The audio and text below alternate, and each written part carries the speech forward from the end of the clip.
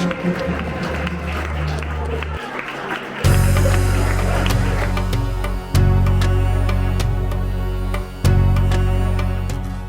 Alhambra Palace, so called because of its reddish walls, first started to emerge as a fortress in the 9th century. The Caliphate of Cordoba was broken apart and Granada emerged as its successor.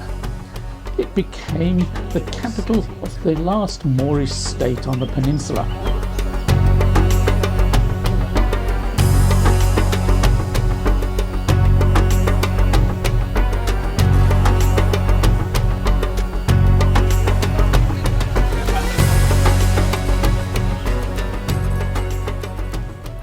In the 13th century, the first of the Nasrid dynasty established the Alhambra as their royal residence. Most of what we see here emerged during the next century. When the Catholic monarchs took over, they demolished a large section and replaced it with Charles V's palace, a rather solid-looking bit of Renaissance architecture.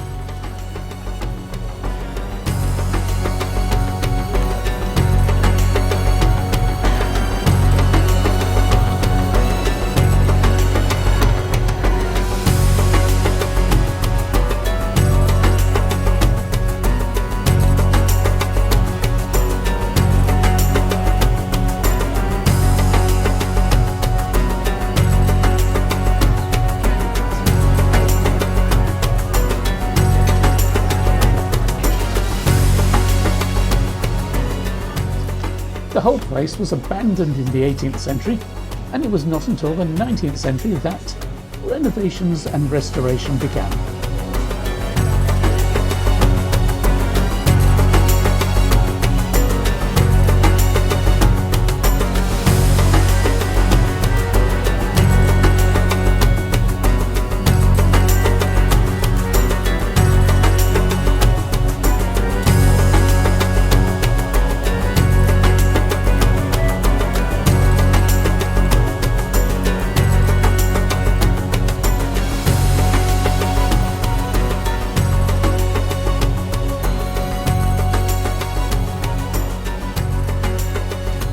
The Nasrids ruled from 1230 to 1492.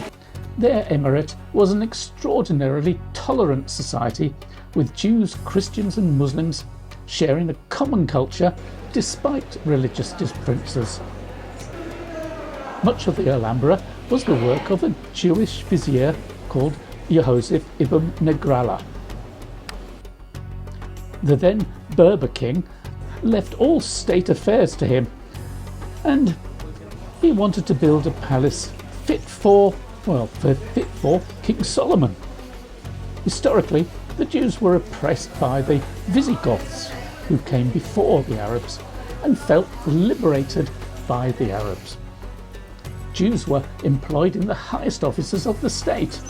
One even finds the armies of Granada led by the Jewish Samuel ibn Negralla in the 11th century. There was a flourishing of secular arts under the influence of the Jewish scholars that fitted the attitudes of the Umayyad dynasties who had fled from Syria to found the Spanish caliphates. Even so, Joseph was killed by a mob who thought he'd killed the king in order to set up a Jewish kingdom.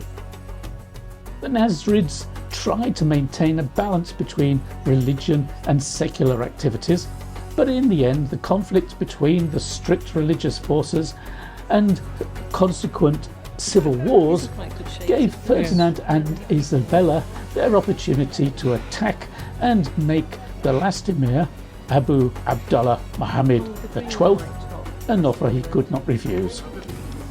And with sufficient payment, he retreated to Morocco.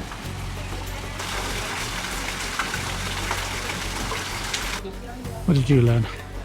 Well, what I've learned is the purpose of the gardens is to give you sensory overload.